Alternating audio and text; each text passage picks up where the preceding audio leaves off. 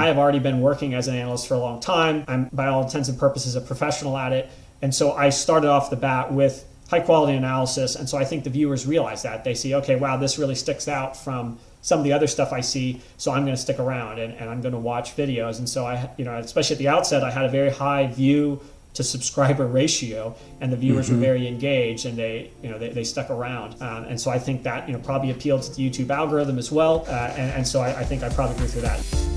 Welcome to Beyond the IMO, where financial industry leaders will challenge your perspective and offer strategies to help you thrive in your independence. Here's your host, Justin Woodbury. My guest today is actually my cousin, Samuel Smith. I didn't really get to know Samuel growing up very much because his family were actually missionaries in Kuwait. They were in Kuwait for years, and so I didn't know them growing up. And then at one point, right around Desert Storm and everything, when when all the Americans had to evade Kuwait, their family was driven out and they had to leave, and they never got to come back. And so everything that they owned was left back there. By that time, I was in college, and then I moved to Colorado. Anyways, I lost track of my cousin, Samuel, and I had heard that he had joined the Army and that he had gone to West Point, and then he was running for some political office thing in Texas. And then one day, I was scrolling through YouTube watching videos, and a video came on with a guy named Samuel Smith, and I watched it, and I'm like, man, that looks awfully like him, but I wasn't sure. And then I dug into it and found out it was him, and we reconnected, and he was actually my first guest on the podcast. So this has actually been recorded back in January. Now, I am an advocate of transparency. I talk about this a lot. And so to be fully transparent, a lot of what Samuel told me of what he did as an investor went over my head back then, and some of it still goes over my head now, but I've been able to learn so much in the past 8 months or so. But he is a very smart man. What he does is incredible, I think. But I wanted to ask what he did and find out more about that. But I really also wanted to hone in on the marketing part of it. You know how if you used to have a different career or a job growing up, for me it was mowing lawns. Now every time I pass a lawn, I can't help but notice what it looks like. If we pass a house, I'm always looking at the yard. So you might have something similar like that. Well, for the past 15 years before I became an advisor, I worked with advisors with their marketing. Now, every time I talk to an advisor or a guest and they say something, or I see something on their website when I'm researching them, getting ready for a meeting, I always am wondering, like, marketing. I always see that. That's just the way I think. So even though we talked a lot about investing, we talked some about marketing, and he just confirmed what I've been taught and have tried to teach others for years, which is consistency and frequency wins the game every single time. Like a tried and proven marketing program. I'm not talking about something brand new, but anything out there, radio, TV, seminars, online leads. I knew a guy that went door to door and consistently and frequently went door to door and was an $8 to $10 million producer going door to door. And he just did it consistently and frequently. I really wanted to hone in on that because some of Samuel's views on his YouTube channel, he's got several thousand, I think he's got 13 to 15,000 followers on his YouTube channel, and he's younger. And so I wanted to talk to him a little bit about that, but he applied this, and I really appreciated it. He applied this to being faithful, and he applied it to biblical principles that he learned growing up, and thanked his parents for teaching him those types of principles. And I started to think about it, whether you're a Christian or would consider yourself a Christ follower or another religion, maybe. I don't know very many religions that don't talk about being faithful, which is really what being frequent and consistent is. So I found that interesting. But I appreciated being able to talk to Samuel I learned a lot during that time with him, and I loved talking about the marketing aspect too. You're listening to Behind the IMO, and here's my conversation with Samuel Smith. So if you can, just for my own selfish purposes, can you take me kind of down memory lane of where, like, you have a unique background, unique story from the time you were born and raised and then going in the Army. So can you just give a little bit of background, Samuel? Yeah, sure. I mean, as we were just talking, actually, your parents played a big role in me even existing. They were kind of played a big instrumental role in my parents meeting and ultimately marrying. I was born in Dallas, Texas. I was actually supposed to be born in Kuwait, but where my dad was a professor there. But Saddam Hussein from Iraq had other ideas, and we just happened to be in the U.S. during that time, my parents. And so I was born in Dallas, Texas. I was raised there for my early childhood, and then my parents moved to Egypt. My father always had a heart for the Middle East, and so we had an opportunity to go back there. And so that's where I spent the rest of my growing up years. I was there during 9/11 when that happened, and obviously being in a Muslim country with 9/11 and then the fallout with the war in Afghanistan and Iraq. There were a lot of mixed responses from people I knew to all of that. For example, I even had a violin teacher who was my teacher, and he decided he was going to stop teaching American students after we invaded Iraq because of his hard feelings toward Americans. I had guys that I played soccer with. After the U.S. invaded Iraq, some of them were like, we will kill you, like figuratively speaking, of course. So, but again, there were some that were very empathetic as well. But regardless, being there during that time and seeing all that went on, and just being exposed to a Muslim, third world culture, etc., that really made me identify more as an American and be thankful for being American, especially getting to go to the U.S. during most summers while we were there, to reconnect with family and experience the country that I was from, made me very thankful to be an American. Yes, go ahead. Real quick, so I knew your parents your dad was a professor in Kuwait, and I knew that they had to just like up and leave everything behind. Was your mom pregnant with you during that time? So you barely missed being born actually in Kuwait. Yes, so they came back because our mutual grandmother, Grammy, she was very sick at the time, and so they didn't know, if she was going to make through that or what. So they came back actually to spend time with her, and I think it was shortly before they were supposed to go back, like a couple days, or I don't know exactly how close, but it was very close. News broke that Saddam Hussein had invaded Kuwait. So if they had not been back for that little sickness to visit my mom's mom, my grandmother, there's a good chance I would have been born in the U.S. Embassy or in some caravan evacuating across who knows? Wow. It was definitely God's protection.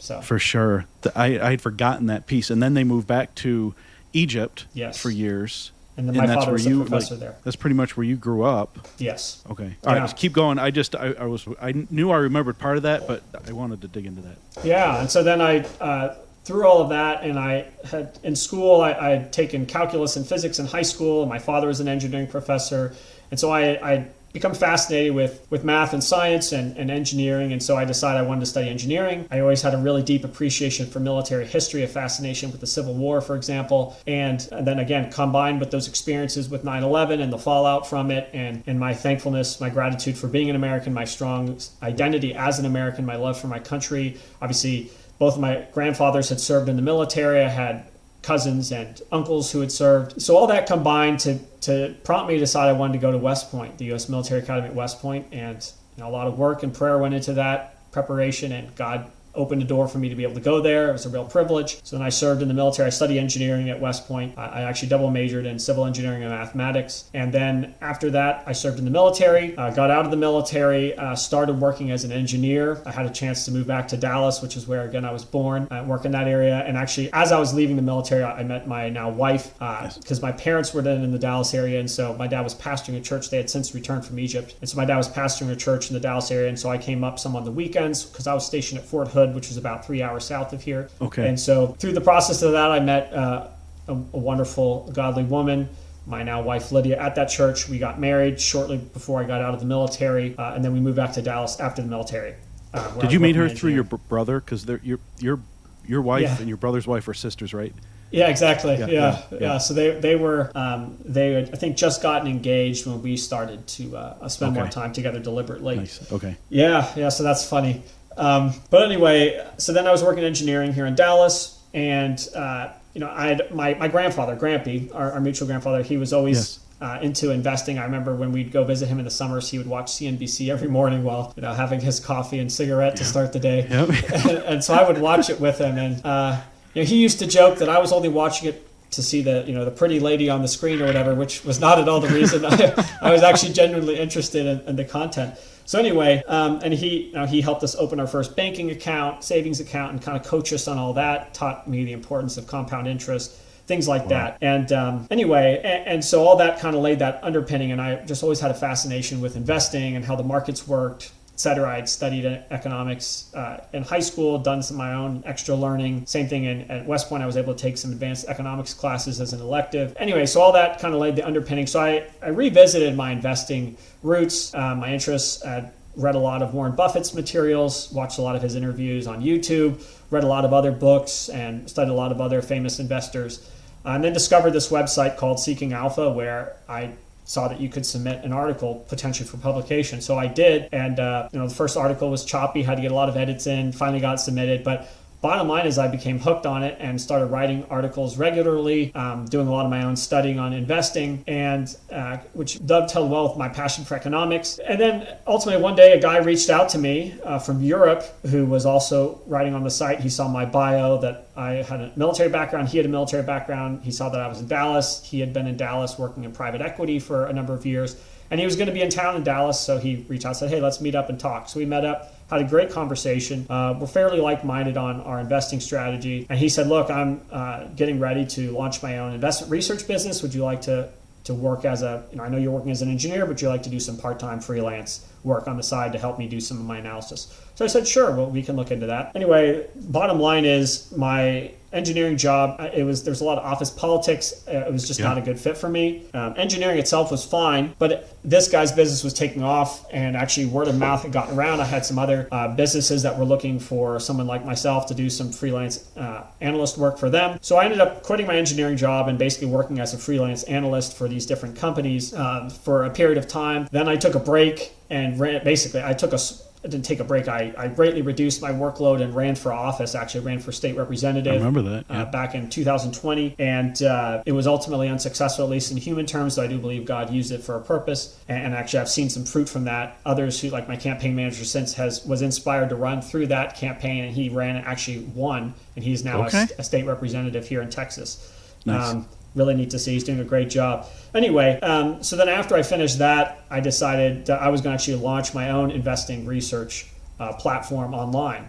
And so that's what I've done since then. I've now done it for a little over, I just crossed my 5-year anniversary. God has blessed it immensely. It's been a great learning experience for me, been a lot of fun, and a lot of work, but a lot of fun. And so that's what I do now. I run it's called High Yield Investor on Seeking Alpha, hosts it, but I don't work for Seeking Alpha. I'm self-employed. It's my own business. They're just the platform where I host it. I also write public content still to this day on Seeking Alpha platform as a good way to reach my audience and also contribute to a larger audience. And also about a year and a half ago, I started a YouTube channel doing the same thing. And so that's what I've been doing for a living for the past 5 years, and it's been great. Yeah, you love it? Oh yeah, it's a lot of fun. Yeah. So I want to take the investor part hat off of me, the newer part for me, and talk marketing just for a little bit, Samuel, because for 15 years I've helped independent advisors get in front of more people. And a missing link, something that either I wasn't successful in teaching them how, or they just didn't get it, or maybe a combination of both. Now that I'm an advisor myself, I kind of understand where they're coming from. But you started just over a little year ago, I think in May of 2024, posting on YouTube. To date, you now almost have almost 14,000 subscribers. Your videos have been viewed a little over almost 900,000 times in views. Why in a world where so many people post videos, they get 1 or 2 views and a comment from their mom, are you getting thousands and thousands of views and you have almost 14,000 subscribers? Why do you think that is? I have an opinion on it, but I just want to hear from a marketing point of view. I'd be curious to hear your take too, because I think that you probably would know better than me. I'm not a marketer. I've never been. Most people who know my personality know that I'm not a salesperson type. That's probably why I wasn't successful. Well, there are several reasons, but one reason why I probably wasn't successful running for office. I'm too much of an engineer, analysis, fact-based, logic person, and not as good at dealing with people. But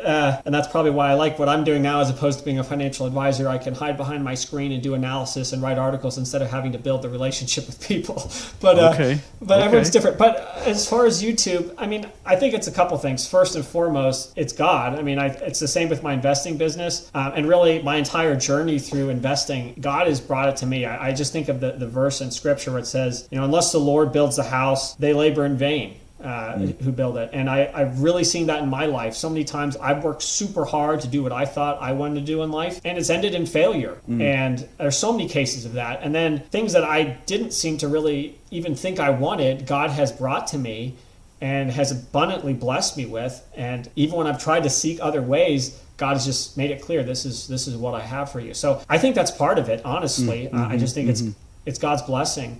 That it's what he wants me to do. And so I just try to be faithful and try to honor him as best I can through it. And then from a human perspective, I do think on YouTube, I think I've picked up I've had faster growth there simply because I'm not just, a lot of finance YouTubers, for example, investment YouTubers, they are, and again, I don't mean this in a demeaning way or in an arrogant way, but they are amateurs in the sense that they're like learning as they're starting, not just on how to do YouTube videos, which I was certainly doing, but how to, do analysis. They're just kind of free, just winging it.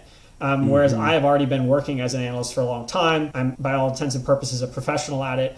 And so I started off the bat with high quality analysis. And so I think the viewers realize that. They see, okay, wow, this really sticks out from some of the other stuff I see, so I'm going to stick around and I'm going to watch videos. And so I, especially at the outset, I had a very high view to subscriber ratio, and the viewers were very engaged, and they stuck around. And so I think that probably appealed to the YouTube algorithm as well. And so I think I probably grew through that. Those are the things that I can think of. I also was able to get a good editor to make my videos look pretty good. That probably didn't hurt either. So. Yeah, I was going to ask you, you don't edit your own videos? You have somebody else do them? There are a few that I will edit myself, but those ones you can tell because they're not very well edited. But the vast majority of them, yes, I pay an editor to do for me. Yeah, that's awesome. No, they're very well done. You said something that stuck out to me, and it's interesting how many marketing principles and just life principles in general are directly rooted from the Bible. But you said you've tried to be faithful to what God has given you.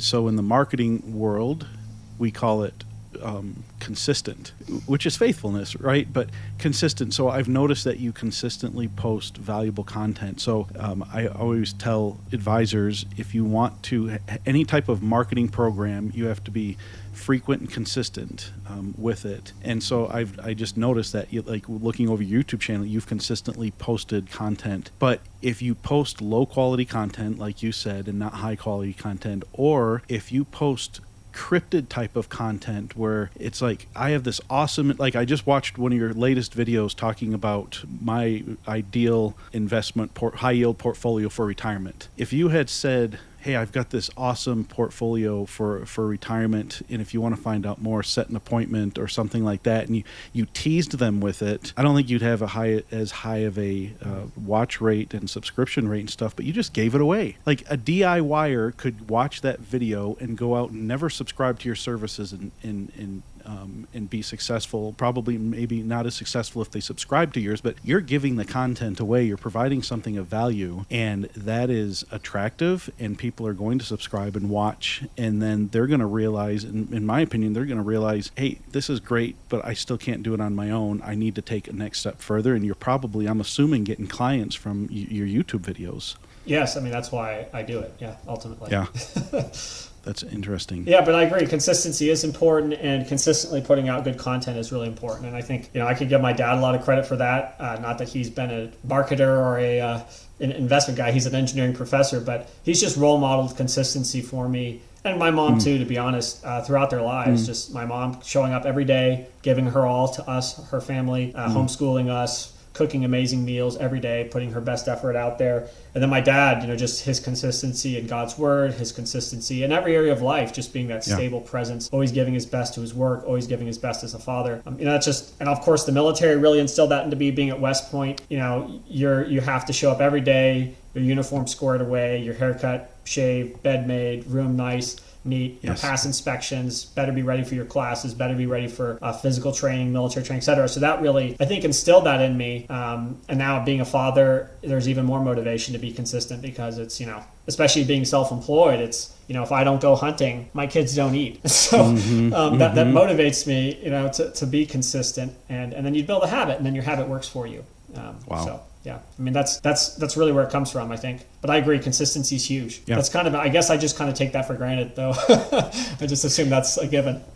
Yeah, I think consistent people do that, just have turned whatever they do into a habit. But a lot of people I've talked to, they have a very hard time with it, the consistency part, and then that cryptic content part. So I wanted to talk about that just for a second, because I always think in marketing, it's fascinating that a year and a half later you have that many views and that many subscribers. So I'm an investment advisor representative. I had my Series 65. I'm a retirement advisor. I specialize in helping people get, as they're getting closer to their retirement years and they're transitioning from their accumulation phase to their distribution phase. How does your business, as me being an IAR or other RIAs or just people that are listening that are business owners, what value to you? I know you provide value, but like I said before we started this, I feel underqualified to even ask you certain questions. But how do you bring value to those kinds of people? Because you specialize, from what I understand, in high yield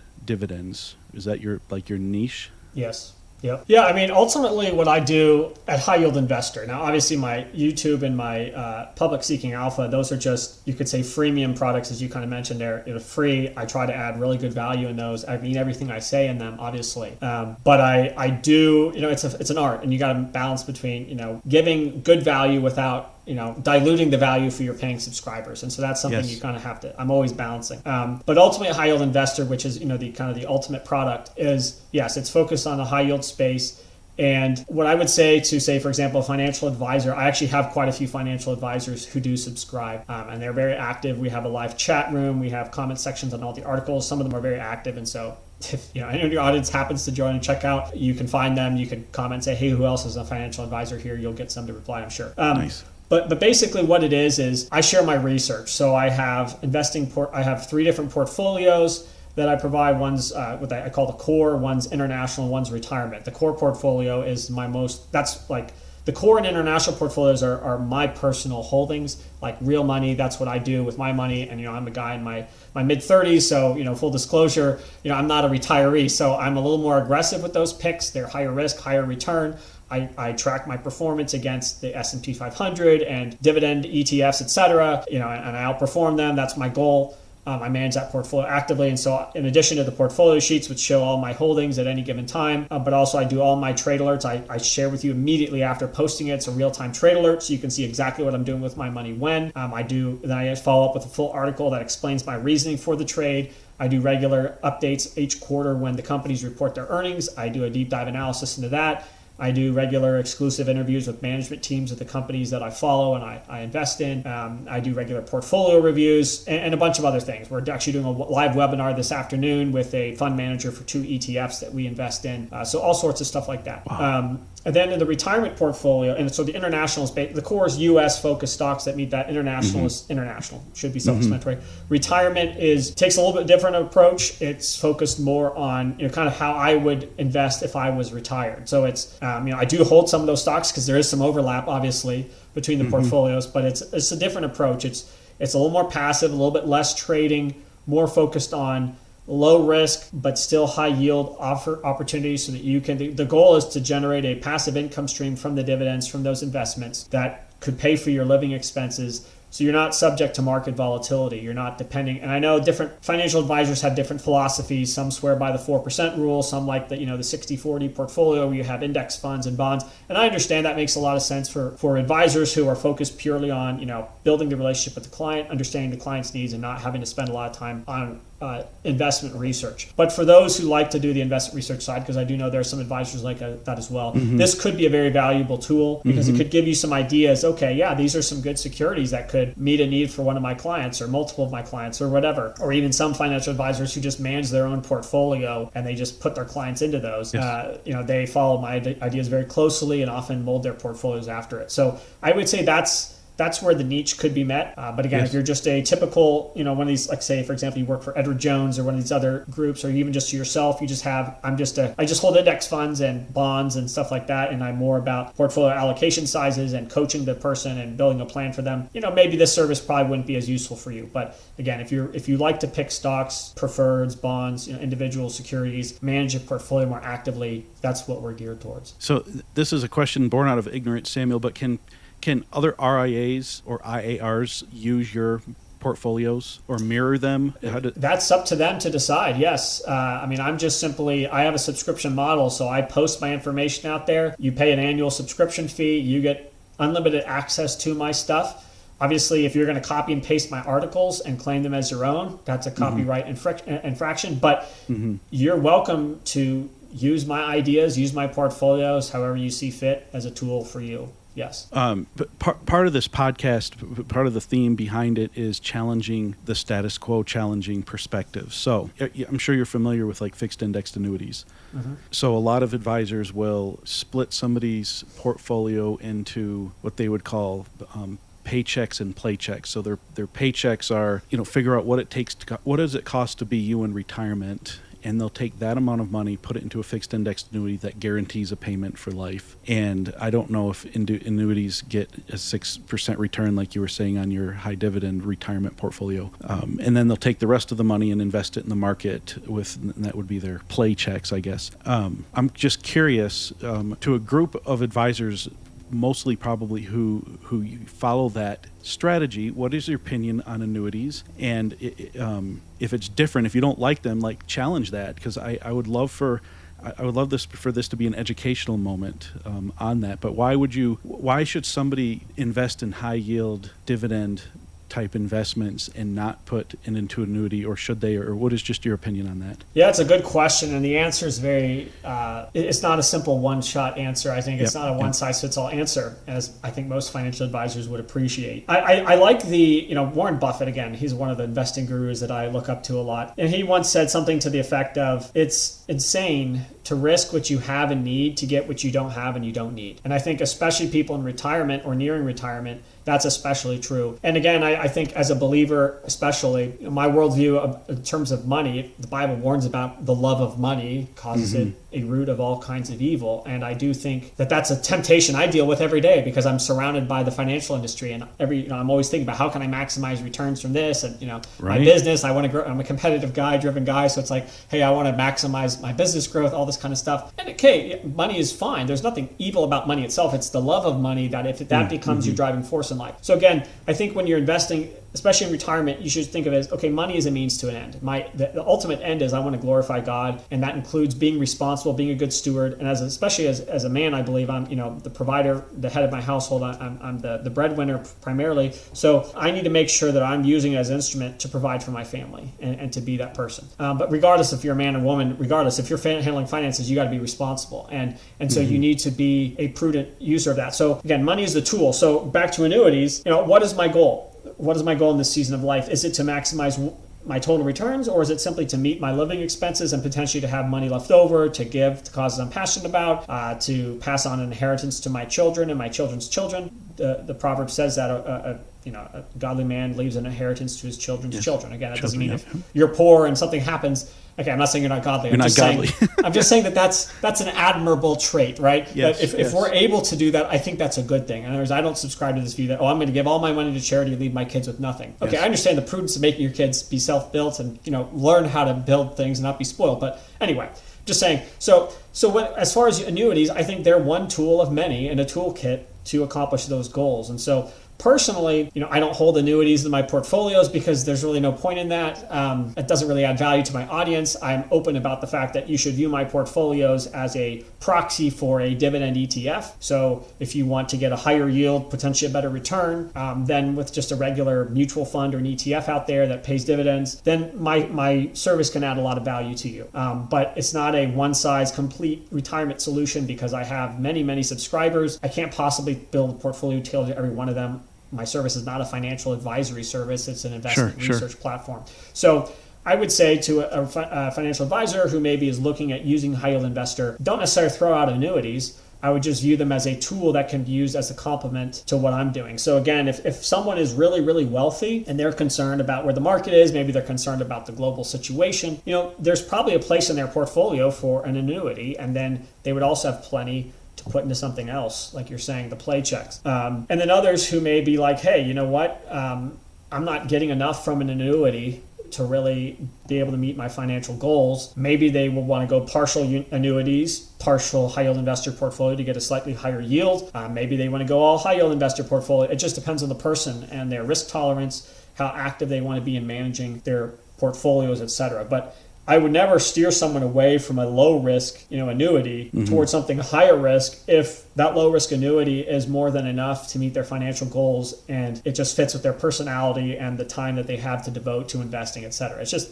everyone is different, and so they should find the product that suits their needs, their risk profile, their financial needs, et cetera. I hope that makes sense. That was kind of a rambling answer, but yeah, no, that makes perfect. I mean, you're right. There's not a one size fits all answer. There's not just one answer. Like so many times, the answer is, well, it depends. Should I do this? Should I do not? And I find it all fascinating as I'm getting more into this space, just the different philosophies on that. And I'm probably the only one in this interview and people listening that isn't as familiar with the high dividend type yields and stuff. But I watched your video on what stocks you would, or what you would pick if you wanted to have a retirement portfolio in dividends, and it was fascinating to me. You mentioned the 4% rule. It sounds like your direction, you'd be getting consistent 6% yields in retirement if they followed that particular model or portfolio. Yeah, and again, I want to put that with a caveat, because with an annuity, it's more of just set it and forget it. It's a contractual return effectively that you're getting. And so that's very different from when you're investing in a portfolio of bonds, preferred stocks, precious metals, leases, etc., which is what I was detailing in that video.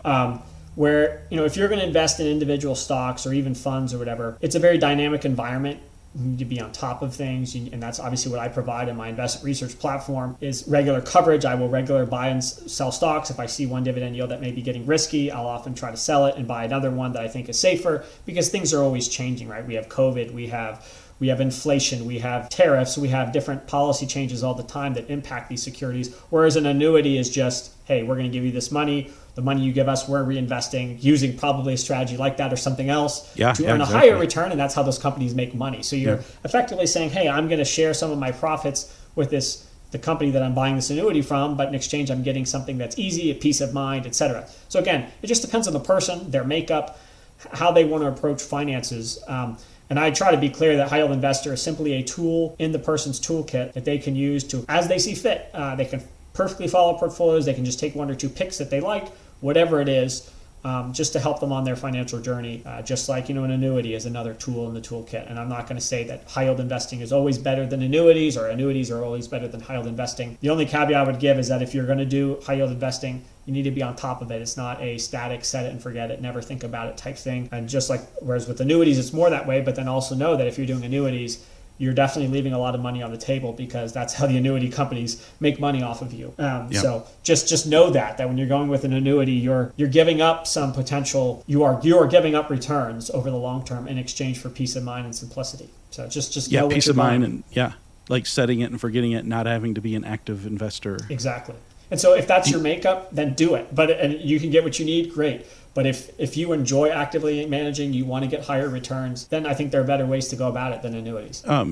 You mentioned that you enjoy being behind the computer. That's not why you're not an advisor and stuff. But the question I was going to ask, I guess I could ask this, though. Did you have to get any licenses or anything to provide investment advice? Well, yeah, because what I'm doing is not investing advice in the legal sense. I'm not sitting down one-on-one with someone and crafting a plan uniquely tailored to them. I'm simply providing investment research. So no, I don't need licenses. I just have to put a disclaimer that says this is not personal financial advice. This is my investment research. These are my opinions. This is what I did. I've laid it out for you. You can do with it whatever you want. I'm not telling an individual, hey, you need to buy this stock, or I think, for your situation, this is what makes sense. I'm simply saying, this is what I think about these stocks. This is my portfolio. This is what I'm doing. Use it as you see fit. So no, I've thought about getting the financial advising license just as another credential and potentially to move into that business. But at this point, my capacity is pretty maxed out. So I'm happy with what I'm doing. Yeah, I bet. So I was going to ask you this too. Where do you see yourself in 5 years? Still doing this, or?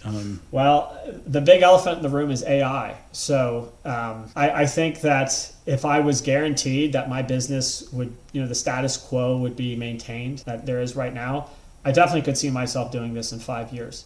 But AI is advancing very rapidly. Up to now, it's pretty bad at stock analysis, at least what I do, the deep dive fundamental research. Perhaps for technical analysis, there's some pretty good AI tools out there. And by technical analysis, I just mean people who look at stock charts and based on patterns and stuff, observance, they make predictions about what's going to happen. Now, AI is really good at that sort of thing. Mm-hmm. So there are some really good AI tools that I will even reference myself, even though I'm not really a technical analyst investor. I still will look at them sometimes. But for deep dive fundamental analysis, when you're looking at the business qualitatively, you've seen it in my videos and my articles, looking at the balance sheet quality, the business model, the management, the strategy, the macro factors coming into play, and then doing actual evaluations.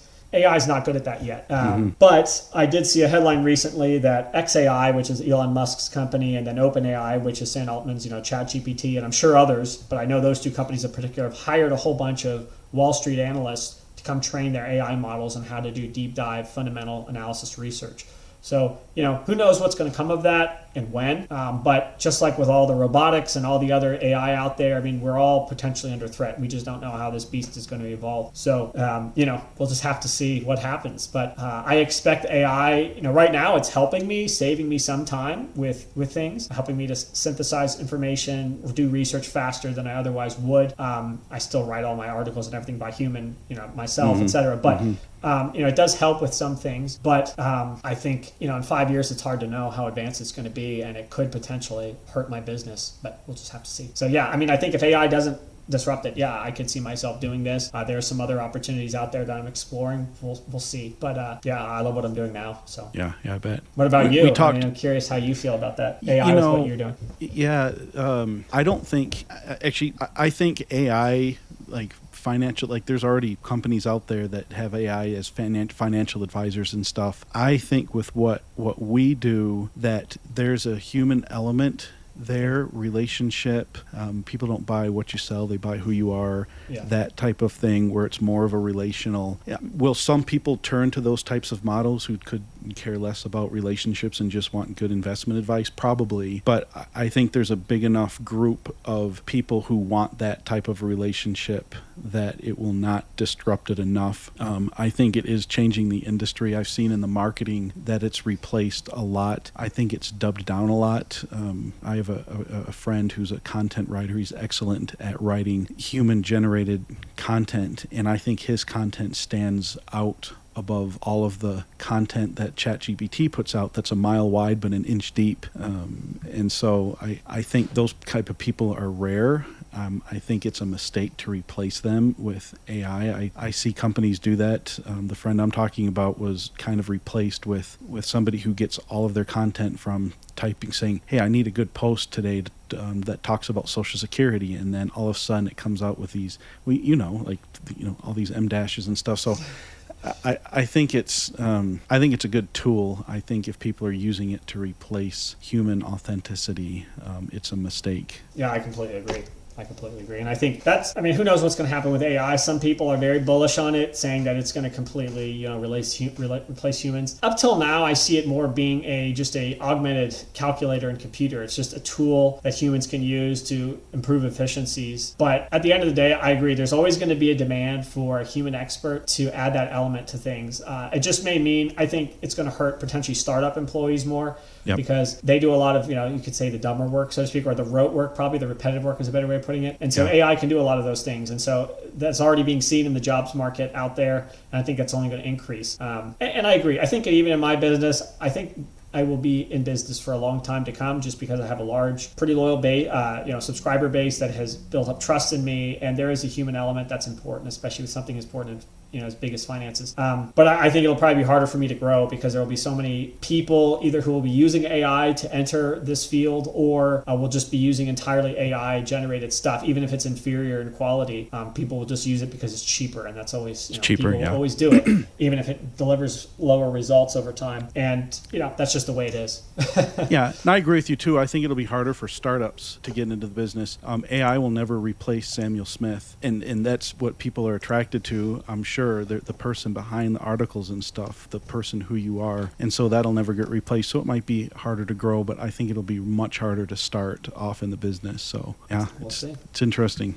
So I think we talked about this before I hit start, but I think there are people that are much more wise than I am when it comes to this type of stuff that I think I'd like to do a part 2 at some point that can actually bring out more of what you do and ask the right questions. So we'll get you on for a part 2, Samuel. But if anybody listening, it's your YouTube channel is at Samuel Dividends. They go there and I believe find that's that what out. It is. Yeah, or you could just type in Samuel Smith Dividend Investing into the YouTube search bar, and it'll come up as well. I encourage anyone to watch that. You'll get an education. You'll walk away definitely smarter. Subscribe to that. How do people subscribe to your premium, not your freemium? I like that, your premium services. Yeah, well, I have a link to it in all my videos, or at least the vast majority of them, as well as my channel description bio place. You can see the link there on YouTube, or you can just go into internet search and type in Samuel Smith High Yield Investor, and it should come up right away as well. And we'll drop that link in the show notes too. So I appreciate it. Yeah. Well, we'll catch up more after I hit stop. But thank you, Samuel, for doing this. So good to catch up with you and learn all that you're doing. And thanks for being on the podcast. Yeah, thanks so much for having me. It's great to reconnect with you as well, Justin. Yeah, for sure.